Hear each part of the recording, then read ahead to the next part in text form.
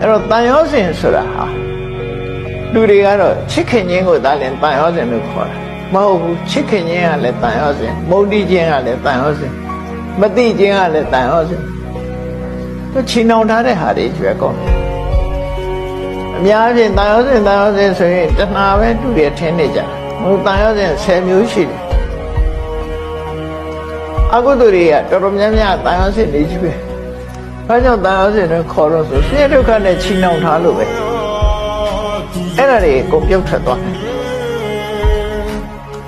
အဲ့ဒါတွေပြတ်ဖို့ရည်ချတာဟုတ်အဓိကကတော့အဲ့ဒီကိုသွားမြတ်စွာဘုရားတရားတော်ကအဲ့ဒါဖြတ်တာပဲအဲ့ဒါဖြတ်တာဘာနဲ့ဖြတ်တာတော့ဆိုအမှန်ကန်ဆင်ញင်သုံးသပ်ခြင်းဖြင့်ဖြတ်အဲ့ဒီလိုမှန်ကန်ဆင်ញင်သုံးသပ်နိုင်မှုကပညာလို့ခေါ်တယ်အဲ့ဒီပညာအမြတ်ဆုံးပဲ